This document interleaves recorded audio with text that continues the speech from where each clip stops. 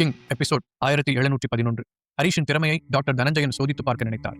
அவன் அவருடைய 2 கடினமான கேஸ்களை துல்லியமாக கண்டறிந்து அதற்கு தீர்வு சொல்லவும் அசந்து போனவர் அவன் திறமையை பாராட்டினார். அத்துடன் ஒரு முக்கியமான நபரின் உயிரை காப்பாற்ற உதவி கேட்டார். மருத்துவத்துறையின் ஜாம்பவானான டாக்டர் தனஞ்சயன் சட்டென்று தன் இருக்கையை விட்டு எழுந்து ஹரிஷின் முன்னால் கைகூப்பி நின்ற அந்த காட்சி அந்த அறையில் இருந்த காற்றையே உறைய வைத்தது. ஹரிஷ் அதிர்ந்து போனான். டெல்லியின் மருத்துவ உலகில் பிதாமகன் என்று போற்றப்படும் ஒருவர் தன்னிடம் இப்படி ஒரு கோரிக்கை வைப்பார் என்று அவன் எதிர்பார்க்கவில்லை. உடனே ஹரிஷும் எழுந்து நின்று அவர் கைகளை பிடித்துக் கொண்டு, டாக்டர் என்ன பண்றீங்க? நீங்க என்ன வயசுல பெரியவர், உங்க எக்ஸ்பீரியன்ஸ்ல நீங்க எத்தனையோ கேஸ் பார்த்திருப்பீங்க, நீங்க போய் என்கிட்ட என்று ஹரிஷ் சொல்லிக் கொண்டிருக்கும் போது குறுக்கிட்ட Dhananjayan, S mister Harish, but இப்போ என் நிலைமை அப்படி. என் எக்ஸ்பீரியன்ஸ்ல நான் எத்தனையோ சவால்களை சந்திச்சிருக்கேன். ஆனா இப்போ என் முன்னாடி இருக்கிற சவால் மருத்துவ அறிவுக்கு அப்பாற்பட்டது. இதை சமாளிக்க என்னால் முடியாதுன்னு புரிஞ்சு போச்சு. இதை தீர்க்கிறதுக்கு உங்களால் மட்டும்தான் முடியும்னு என் உள் மனசு சொல்லுது. அவன் முடியாது என்று சொல்லிவிடுவானோ என்ற பதட்டத்துடன் கூறினார். அவர் கண்களை ஆழமாக பார்த்த ஹரிஷ், டாக்டர் இங்க யாரை காப்பாற்றணும்னு சொல்றீங்க? ஏன் இவ்வளவு பதட்டப்படுறீங்க? அது யாருன்னு தெரிஞ்சாதான் என்னால் முடிவு பண்ண முடியும். தனஞ்சயன் சுற்றுமுற்றும் பார்த்தார். பிறகு குரலை தாழ்த்தி, ஹரிஷ், நான் கூட்டிட்டு போக போற அந்த நபர் ஒரு சாதாரண நபர் இல்லை. அவர் யார் என்னங்கிறத என்னால் இப்போ சொல்ல முடியாது. அது டாப் சீக்ரெட். அவரை நம்ம காப்பாற்றுறதுனால நமக்கு எந்த பணமோ புகழோ விருதோ கிடைக்காது. சொல்லப்போனா நாம் அவருக்கு ட்ரீட்மெண்ட் கொடுக்குற விஷயமே வெளி உலகத்துக்கு தெரியக்கூடாது. ஒருவேளை அவருக்கு ஏதாவது ஆயிடுச்சுன்னா அது இந்த நாட்டோட பாதுகாப்பையே ஒடுக்கிறோம், பெரிய கலவரமே வெடிக்கும் என்றார் அழுத்தமாக. ஹரிஷின் புருவம் உயர்ந்தது. நாட்டோட பாதுகாப்பா? எஸ் ஹரிஷ், அவருக்கு வந்திருக்கிற வியாதி சாதாரணமானது இல்லை. அதை யாராலும் கண்டுபிடிக்க முடியல. உலகத்தோட தலை சிறந்த டாக்டர்கள், சயின்டிஸ்டுகள் எல்லாரும் ரகசியமா வந்து பார்த்துட்டு எங்களால் முடியாதுன்னு கைவிரிச்சிட்டாங்க. நீங்க பரமசிவத்தை காப்பாற்றின விதத்தை பார்த்தப்பதான் உங்களால் இதை கியூர் பண்ண முடியும்ன்ற நம்பிக்கை எனக்கு வந்தது. ப்ளீஸ் ஹரிஷ், மறுக்காதீங்க என்று தனஞ்சயன் கெஞ்சும் குரலில் கூறினார்.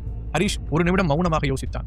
இது சாதாரண விஷயம் இல்லை, ஒரு பெரிய அரசியல் அல்லது தேச பாதுகாப்பு சம்பந்தப்பட்ட விவகாரம் என்று அவனுக்கு புரிந்தது. சரி டாக்டர், நான் வரேன். ஆனா ஒரு கண்டிஷன் என்றான் ஹரிஷ்.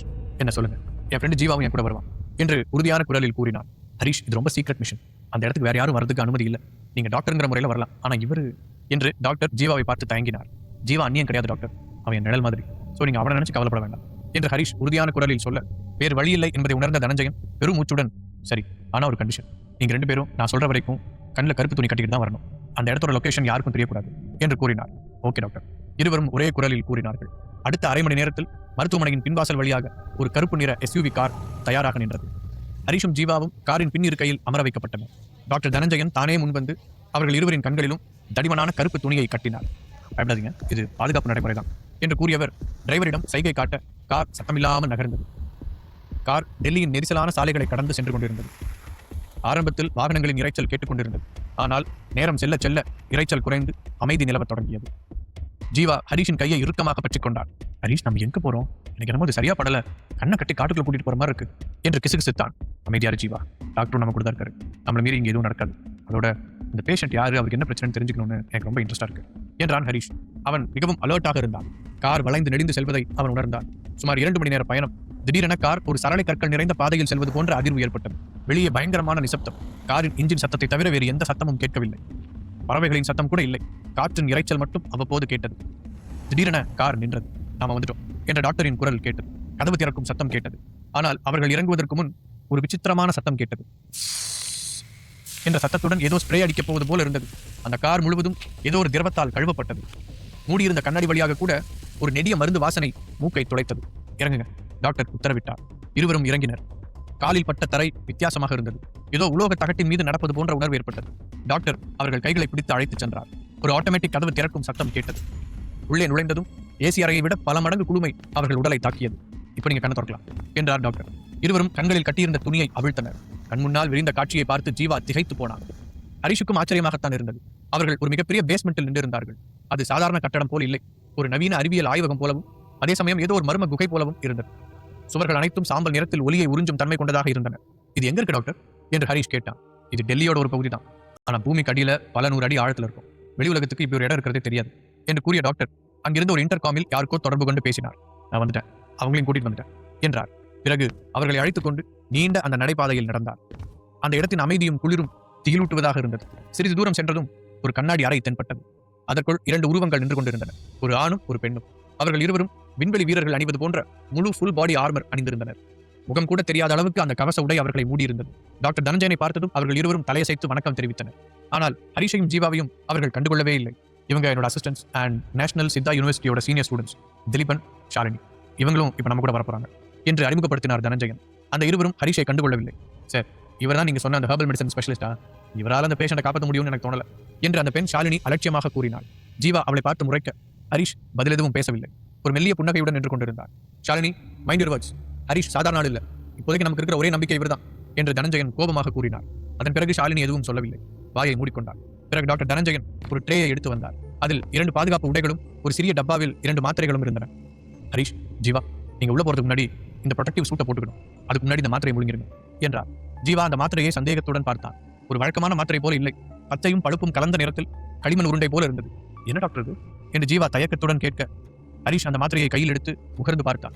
அவன் மூளை மின்னல் வேகத்தில் வேலை செய்தது. அதில் கலந்திருந்த மூலிகைகளை அடையாளம் கண்டுகொண்ட ஹரிஷ், டாக்டர், இது ஒரு strong antibiotic and immunity booster மாதிரி தெரியுது என்று கேட்டான். அவனை ஆச்சரியமாக பார்த்த டாக்டர், கரெக்ட் ஹரிஷ், வெறும் வாசனையை வச்சு இதில் என்ன இருக்குன்னு கண்டுபிடிச்சிட்டீங்க? ஆமா, இது உங்க சேஃப்டிக்காக தான். நாம பார்க்க போற பேஷண்ட் இருக்கிற அறையில காத்துல கூட ஒரு வித நட்சத்திரம் இருக்கலாம், அது உங்களை தாக்காம இருக்கதான் இந்த முன்னெச்சரிக்கை. இதை சாப்பிடலனா இந்த வியாதி உங்களுக்கும் பரவறதுக்கு வாய்ப்பு இருக்கு என்று கூறினார். இதை கேட்டதும் ஜீவா, என்னது வியாதி பரவுமா? அப்படி என்ன வியாதியா இருக்கும்? ஹரிஷ், எனக்கு என்னவோ அங்க அவசியம் போகணுமான்னு தோணுது. யாரோ ஒருத்தருக்கு ட்ரீட்மெண்ட் பண்ண போய் நாம ஏன் சோதனை எலியாகணும் என்று தயங்கினான். ஹரிஷ் ஜீவாவின் தோளை தட்டினான். பயப்படாத ஜீவா, இந்த உலகத்துல தீராத வியாதின்னு எதுவுமே இல்லை, பார்த்துக்கலாம், முதல்ல இந்த டேப்லெட் எடுத்துக்கோ என்று கூறிவிட்டு தான் ஒரு மாத்திரையை வாயில் போட்டுக்கொண்டார். வேறு வழி இல்லாமல் ஜீவாவும் அந்த மாத்திரையை விழுங்கினார். பிறகு இருவரும் அந்த பாதுகாப்பு உடைகளை அணிந்து கொண்டனர். இப்போது அவர்களும் விண்வெளி வீரர்கள் போல தோற்றமளித்தனர். வாங்க போலாம் என்று டாக்டர் தனஞ்சயன் முன்னால் நடக்க ஹரிஷும் ஜீவாவும் அவரை பின்தொடர்ந்தனர். திலீபன் மற்றும் ஷாலினி அவர்களுக்கு பின்னால் வந்தனர். அவர்கள் இப்போது சென்ற பாதை இன்னும் விசித்திரமாக இருந்தது. தரைப்பகுதி சமமாக இல்லை, கரடு முரடாக பாறைகள் நிறைந்து காணப்பட்டது. நடக்கும்போதே டாக்டர் அந்த பேஷண்டின் நிலையை பற்றி விவரிக்க தொடங்கினார். ஹரிஷ், அந்த பெரியவருக்கு வயசு 62. கடந்த 6 மாசமா அவர் நரக வேதனை அனுபவிச்சுட்டு இருக்காரு. பகல்ல அவர் உடம்பு சாதாரணமாக தான் இருக்கும், ஆனா ராத்திரி சரியா 12 மணி ஆன போதும் அவர் உடம்புல மாற்றங்கள் நடக்க ஆரம்பிக்கும் என்று கூறினார். என்ன மாதிரி மாற்றங்கள் டாக்டர் என்று ஹரிஷ் ஆர்வத்துடன் கேட்டா அதிர்ந்து போவீங்க. அவர் உடம்பு முழுக்க திடீர்னு பெரிய பெரிய கொப்பளங்கள் உருவாகுது. அது சாதாரண கொப்பளங்கள். அடுத்த சில நிமிஷத்துல அந்த கொப்பளங்கள் வெடிச்சு அதுல இருந்து பூக்கள் பூக்க ஆரம்பிக்கும். என்னது பூக்களா? மனுஷ உடம்புல பூ பூக்குமா? ஜீவா அதிர்ச்சியில் கத்தினான். ஆமா ஜீவா, அது பாக்குறதுக்கு பூக்கள் மாதிரி தான் இருக்கும், ஆனா பார்க்க ரொம்ப கோரமா இருக்கும். அந்த பூக்கள் பூக்கும்போது அந்த பேஷண்ட் படுற வலி இருக்கே, அதை வார்த்தையால சொல்ல முடியாது, உயிர் போற வலி. அந்த பூக்கள் இருந்து ஒருவித திரவம் வடியும், அது பட்ட இடம்லாம் அரிக்க ஆரம்பிக்கும். சரியா விடிய கால 6 மணிக்கு சூரியன் வரும்போது அந்த பூக்கள் எல்லாம் கருகி திரும்பவும் உடம்புக்குள்ளே போயிடும். பகல் முழுசும் அவர் மயக்கத்திலேயே தான் இருப்பார். இதுதான் கடந்த 6 மாசமா நடக்குது. டாக்டர் சொல்ல சொல்ல ஹரிஷுக்கே உடல் செலுத்தும். இது இயற்கைக்கு முரணான ஒரு விஷயமாக இருந்தது. இது என்ன வியாதி டாக்டர்? இதுக்கு முன்னாடி இப்படி ஒரு கேஸை பார்த்திருக்கீங்களா என்று ஜீவா கேட்டான். இல்ல ஜீவா, மெடிக்கல் ஹிஸ்டரியிலேயே இப்படி ஒரு வியாதி கிடையாது. இது வைரஸா, பாக்டீரியாவா, இல்ல வேற ஏதாவது சாபமானு கூட எங்களுக்கு தெரியல என்றார் டாக்டர் விரக்தியுடன். பேசிக்கொண்டே அவர்கள் நடந்த பாதை முடிந்து ஒரு பெரிய குகை போன்ற இடத்திற்கு வந்தார்கள். அங்கே தரையில் ஆங்காங்கே பள்ளங்கள் இருந்தன.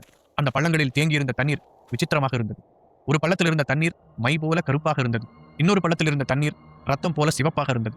என்ன டாக்டர் இது, தண்ணியே இப்படி இருக்கு என்று ஜீவா கேட்டான். ஹரிஷ் அந்த இடத்தின் கட்டுமானத்தை உற்று பார்த்தான். சுவர்களில் இருந்த செதுக்கல்கள், தூண்கள், பாறையின் தன்மை, இது நவீன காலத்து கட்டுமானம் இல்லை. டாக்டர், இது ஏதோ பழமையான இடம் மாதிரி இருக்கு என்று ஹரிஷ் கேட்டான். உங்க கெஸிங் கரெக்ட் ஹரிஷ், நாம இப்ப இருக்கிறது ஒரு புராதனமான அரண்மனைக்குள்ள என்று டாக்டர் சொல்ல. அரண்மனையா? டெல்லியில பூமிக்கு அடியிலையா? ஜீவா ஆர்வத்துடன் கேட்டான். ஆமா, இது பல்லவர் காலத்துல, அதாவது சுமார் 1300 வருஷங்களுக்கு முன்னாடி கட்டப்பட்ட ஒரு ரகசிய இடம். பல்லவ மன்னர்கள் கலைக்கு மட்டும் இல்ல, மருத்துவத்துக்கும் பெயர் போனவங்க. அந்த காலத்துல வட இந்திய அரசர்களோட நட்புக்காகவும் போர் வீரர்களுக்கு சிகிச்சை அளிக்கவும் பல்லவ சிற்பிகள் அண்ட் மருத்துவர்களால் உருவாக்கப்பட்ட பாதாள வைத்திய சாலை இது. பல நூற்றாண்டுகளா மண்ணுக்குள்ள புதஞ்சு கிடந்த இந்த இடத்தை சில வருஷங்களுக்கு முன்னாடி ஆர்கியாலஜி டிபார்ட்மெண்ட் கண்டுபிடிச்சாங்க. ஆனா இதுல இருக்கிற மர்மமான மூலிகைகள் மற்றும் நீர்நிலைகளை பார்த்துட்டு கவர்மெண்ட் இது ஒரு ரகசிய மருத்துவ ஆராய்ச்சி மையமா மாத்திருச்சு. இங்க இருக்கிற இந்த கருப்பு தண்ணியும் சிவப்பு தண்ணியும் சாதாரண தண்ணி இல்ல, அதுல அபூர்வமான தாதுக்களும் மூலிகை கலவையும் இருக்கு. இங்க இப்படி ஒரு அரண்மனை இருக்கிற விஷயம் வெளி உலகத்துக்கோ பொதுமக்களுக்கோ தெரியாது. அதனாலதான் உங்களை கூட கண்ணை கட்டி கூட்டிட்டு வந்தோம் என்று டாக்டர் சொல்ல, அதை கேட்ட ஹரிஷ் பிரமித்து போய் நின்றான்.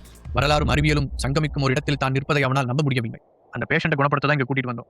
இந்த பழமையான சூழல் அவருக்கு உதவும் நினைச்சோம், ஆனா நிலைமை இன்னும் மோசமாயிடுச்சு என்றார் டாக்டர். அவர்கள் ஒரு பெரிய கற்சுவர் கதவின் முன் வந்து நின்றனர். அந்த கதவில் விசித்திரமான குறியீடுகள் இருந்தன. தயாராருங்க, உள்ள போலாம் என்றார் டாக்டர். அவர் அங்கிருந்த ஒரு பயோமெட்ரிக் ஸ்கேனரில் கைரேகையை வைத்தார். கிரீச் என்ற சத்தத்துடன் அந்த பிரம்மாண்டமான கற்சுவர் மெதுவாக விலகியது. உள்ளே இருந்து வந்த காற்று கெட்ட வாடையுடன் வீசியது. அழுகிய பிணம் மற்றும் வாடிய பூக்களின் கலவையான நாற்றம் அது. ஐயோ, என்ன ஸ்மெல் இது என்ற ஜீவா மூக்கை பொத்திக் கொண்டார். உள்ளே ஒரு பெரிய கூடம் இருந்தது. சுற்றிலும் பழமையான விளக்குகள் எரிந்து கொண்டிருந்தன. அறையின் நடுவே ஒரு படுக்கை இருந்தது. அதில் ஒரு நபர் படுக்க வைக்கப்பட்டிருந்தார். ஹரிஷ் மெதுவாக அந்த படுக்கையை நெருங்கினார். அதில் படுத்திருந்த உருவத்தை பார்த்ததும் எதற்கும் கலங்காத ஹரிஷின் கண்கள் விரிந்தன. அவனது இதயம் ஒரு கணம் நின்று துடித்தது. மை காட் என்று முணுமுணுத்தான். இன்ஃபேக்ட் நானே இந்த சேஃப்டி லாக்கர் ஏற்பாடு பண்ணி உள்ள வச்சதோடு சரி, அதுக்கப்புறம் இது வரைக்கும் யாருமே அதை தொட்டதில்லை. இவ்வளவு நாள் இல்லாமல் திடீர்னு எங்க வீட்டில் மோசமான விஷயங்கள் நடக்கவும் தான் அந்த பெட்டி விஷயத்துல எனக்கும் சஞ்சய்க்கும் சந்தேகமே வந்தது. அவர் பதில் சொன்னார். உதய் கூட இன்னொரு ஆள் இருக்கான்னு